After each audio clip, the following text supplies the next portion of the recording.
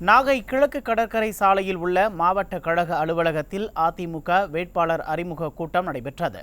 முன்னாள் அமைச்சர் OS மணியன் தலைமையில் நடைபெற்ற கூட்டத்தில் முன்னாள் அமைச்சர் ஜீவானந்தம், முன்னாள் MLA ஆசைமணி மற்றும் கூட்டணி கட்சிகளான தேமுதிக, புதிய தமிழகம், SDPI கட்சி நிர்வாகிகள் பலர் பங்கேற்றனர். கூட்டத்தில் பேசிய முன்னாள் அமைச்சர் OS மணியன், இடஒதுக்கீடு அறவே வேண்டாம் என கூறும் பாஜகவுடன் பாமக கூட்டணி வைத்துள்ளதாகவும், கொள்கை இல்லாத கூட்டணி பாஜக பாமக கூட்டணி எனவும் கடுமையாக விமர்சித்தார். இடஒதுக்கீடே உதவாதுன்னு சொல்ற கட்சி RSS. ஜாதிவாரி கணக்கெடுப்பே கூடாதுன்னு பேசுற கட்சி RSS.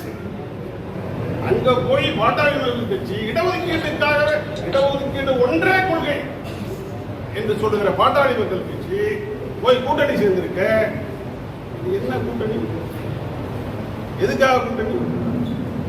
எத்தனை சீட்டுக்காக கூட்டணி? இதையடுத்து பேசிய வேட்பாளர் சுஜித் சங்கர், விவசாயம் மற்றும் மீனவர்கள் தொடர்பான பிரச்சனைகளுக்கு குரல் கொடுப்பேன் என தெரிவித்தார்.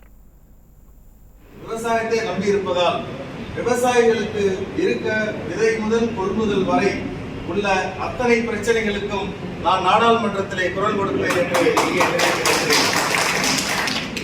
மீனவர்கள் கடலுக்கு செல்லும் பொழுது அவர்களை அத்துமீறி வலையை அறுப்பது, இந்த மீனவர் பிரச்சனைகளுக்கெல்லாம் குரல் கொடுப்பேன். ஈரோடு மாநகர் மாவட்ட கழக அலுவலகத்தில் நாடாளுமன்ற தொகுதி அதிமுக வேட்பாளர் ஆற்றல் அசோக்குமாரின் அறிமுக கூட்டம் நடைபெற்றது.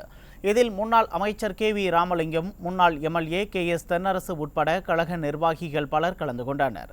இதனையடுத்து செய்தியாளர்களை சந்தித்த அதிமுக வேட்பாளர் ஆற்றல் அசோக்குமார், விடியா திமுக அரசுக்கு பாடம் புகட்டும் வகையில் நாடாளுமன்ற தேர்தல் அமையும் என தெரிவித்தார். நம்ம அடுத்த தலைமுறையான இளைஞர்களை, நம்ம வீட்டு பிள்ளைகளை போதை பழக்கத்துக்கு அடிமைப்படுத்தி அதையும் திமுக நிர்வாகிகளே அதை குலத்தொழிலாக நடத்தி கொண்டிருக்கிறார்கள். இந்த மாதிரியான தொல்லைகள் தினம் தினம் நம் தாய்மார்கள், நம் குடும்பத்தில் இருக்கிற அனைவருக்கும் கொடுத்து கொண்டிருக்கிற அரசு இந்த விடியா திமுக அரசு.